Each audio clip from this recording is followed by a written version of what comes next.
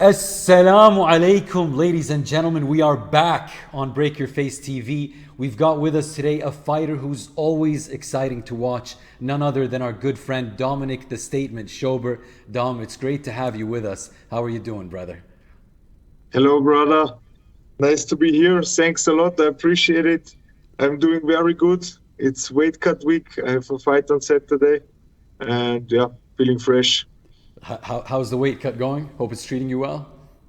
Yeah, very good. So I'm a half kilo less than on the other fights, and I'm feeling fresh. So still explosive in my body, and that's Amazing. good. It's good. Amazing. That's great. That's great. Dom, we've been really looking forward to our conversation today. I'd like to start with a little bit of a background on yourself. You're from Austria. You have plenty of Yes. experience in the fight game, a total of 21 fights, many of which were in Austria, but also in other countries, including Bahrain. You fought for a few different fight organizations as well, most notable of them being Brave Combat Federation. You currently train out of Basic Sports Club in Austria. You also train with some big names, including UFC light heavyweight Alexander Rakic. We've seen Yes. you train some sessions in Dubai also with none other than Brave double champ Mohammad Fakhreddine, UAE Warriors champ Tariq Suleiman. Tell us a little bit about this training camp specifically. How much of your time has been between Austria and Dubai, and what your training has been like in general? So we, like you said, I'm based in a Basic Sports Club in Vienna. We are a group of around 8 to 11 professional fighters, and also Aleksander Rakic, Darko Banovic, Marko Kisic. He was fighting against Kamsat in Brave, and a few guys. And we always, the last 2 3 years, we planned our trainings by ourselves a little bit because we don't have really a head coach, but doesn't matter. We have a good level, and we did very well. And the reason why I go to Dubai is because I'm working also next to the sport, so not that much, but I work, and I had a good preparation. But then I was thinking I need a little time off to take my head free, just focus and concentrate on the fight. And with Mohammad, I met him when I was fighting in Bahrain, my second fight. And crazy people always like each other. So we had a nice time there. And then for a few weeks, I was just texting with him, and I said, "Hey, man, what's up?" and this and that. And he asked me, "How is the preparation going?" And I said, "Yeah, I'm very fit, so all went well. But I would love to go somewhere training camp." And he said, "Then let's go. Book a flight ticket and come to Dubai." And I said, "Really?" And he, "Yeah, why not?" And next second I book a flight ticket, go to Dubai. And was the best decision for me ever. First of all, he's a really, really great guy, a really good heart, and also a killer. And technically in this sport, he changed a few things. So we was talking a lot. We changed a few details. He was looking the first sessions at me, how I stay, what I do, how I go from the stand to the wrestling, and we're putting some things together. And then we was working on this every day, and was a really great time. I learned a lot, and yeah, can't wait to be back Amazing. there. For Amazing. sure. We can't wait to see all that you've learned. Now, one of the big names you've also trained and sparred with previously is Alexander Rakic. Tell us what it's like training with an individual who, as of today, sits at number 3 in the UFC's light heavyweight rankings. Yeah. We start together with MMA. I mean, he was before doing kickboxing, and had there a couple of fights and this, and then Darko Banovic and Alexander Rakic and me, we start for 12 years together MMA. And yeah, with him is a blessing to train with him, because I never saw a guy in my life who is so disciplined and so constantly than him. And he did the right decision for himself. He put the team next to him. And some people are thinking sometimes, he's number 3 in UFC, this and that. And if you're next to him, you will not feel it.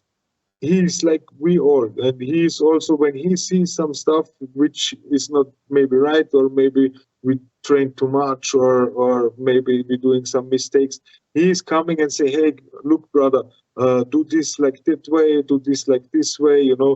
He's always, we helping each other, and this I really like on him. So he's a really humble guy, and it's great to have him as a friend and as a training partner.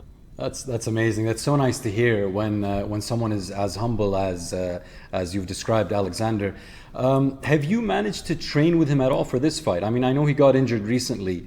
Did you manage to train with him at all before the injury, or no? Not in this camp, because I was normally in his last training camp. I was with him 1 week in Croatia. Normally was supposed to go also this time for 2 weeks, but as I wanted, but then I had to work and I couldn't take time off, and that's why I was not with him. But when he's in Vienna, we train 1 or 2 times. It depends. Sometimes we have 3-4 sessions together. Sometimes just 1 time. It depends which aspect he's training, or what I'm doing, if I have a fight upcoming, or he, or whatever. But yeah, we try that we do together. And Nice. So let's talk a little bit about your next fight. It's at Soko Fighting Championship III in Luxembourg on the 4th of June. Tell us a little bit about Soko FC. It's a newer organization. Their first event was held almost exactly a year ago, if I'm not mistaken, in 2021. What played a part in your decision to fight for them? The matchmaker, Mickey, I also know him from Brave, and they are, I don't know, they treat me really well. I like the guys there, and I had a contract with Brave, but this is over now. And they asked me if I want to fight there, because also Jan Liamese and Isa Isakov are fighting there, and they was really catching me. So they was friendly and said, look, Dom, come here, we would love to have you there, and this and that. And I like this kind of stuff, because, you know, they was honest and friendly, you know, and it's not always this kind of way, you know. Some organizations are sometimes No, said, they're also closer to home. They're also closer to home, yeah. So that helps. Yeah. Now you'll be fighting Arturs Ozilins. I hope I'm pronouncing the name right. Arturs doesn't have the experience that you have. He's got 7 fights versus your 21. But he does have some scary knockout power, winning 3 of his 4 wins by KO or TKO. You yourself have an impressive finish record as well, though. All 11 of your wins have come by way of knockout or submission. Tell us what we can expect of your opponent and of this fight overall. So I expect first round. I visualized this fight 1,000 times. The first minute, maybe he will get me 2-3 times a little bit, and then I will take the fight over, put in my game on, and I have now 9 weeks preparation, because I was supposed to fight in another event, but then my fight was cancelled. And I'm really thankful that he took the fight, because I had also for this event opponent change, so he took the fight before 2 weeks. And yeah, we'll see. The thing is, you know, I'm a farmer boy, and farmer boy always have big head. He will not knock me out, and this will be an exciting fight for the fans, for me too, because I wanna go with him stand up. But anyways, I have an answer for everything. You never know. You know, he was preparing in All Stars in Sweden, I saw.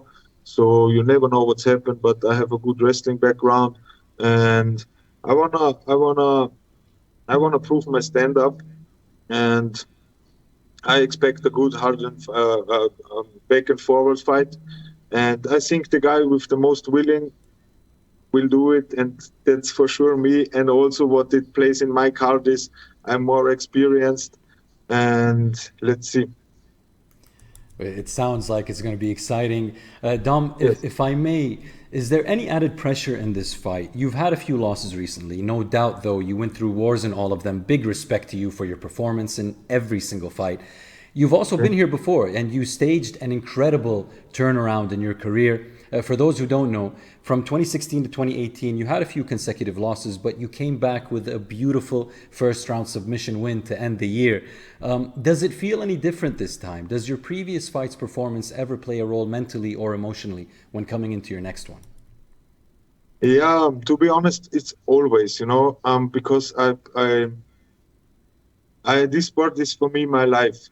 And I had a few problems with myself more, and I was running myself against the wall.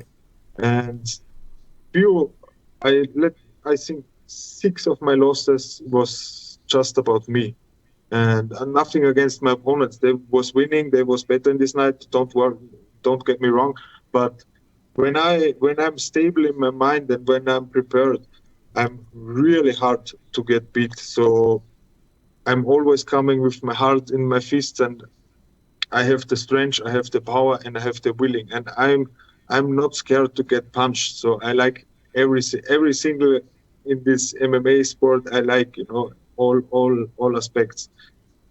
And yeah, how to say, now in this time is for me the first time that I even don't have really to focus on the fight, because I know what I did this last 9 weeks. I know how good I can be. The only thing what I have to do on Saturday is let it go.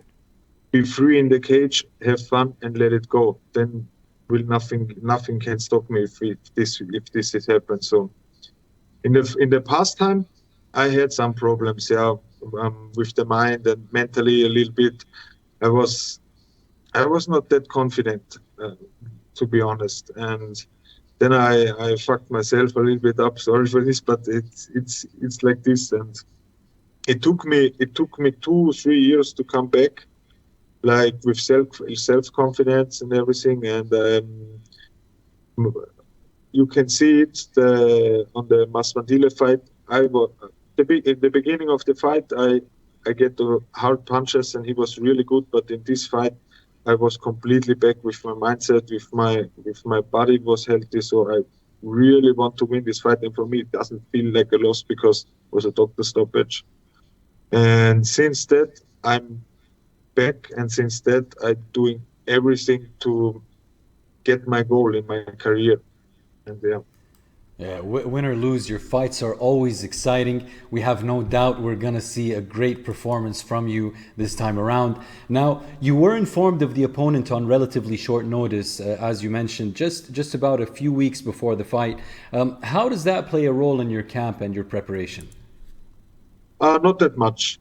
I'm not this kind of guy who is looking every day at my opponents or whatever. I look, I don't know, most of the time, so 4 to 6 times I look the videos. I look how he's moving, what is his specialist, in which kind of stand-up or wrestling he's good. Mm-hmm. And then for me, I think it's sure, if you get on a high level like UFC top 10, you have to make game plans like this. But in my case, I think it's good to grow as a fighter. And I have to put my game on. So if I look too much on my opponent,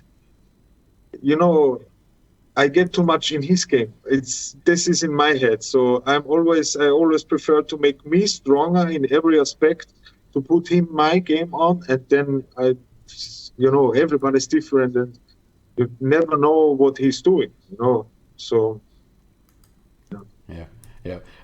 we are absolutely sure, we're absolutely certain we're going to see a banger. We are super excited. We always get exciting fights with you. You always put on a show for the audience. June 4 is going to be no different. We look forward to seeing you get your hand raised at the end of it, most importantly. Thank you so much for your time, brother. We really absolutely wish you all the best. Thank you. I really appreciate it.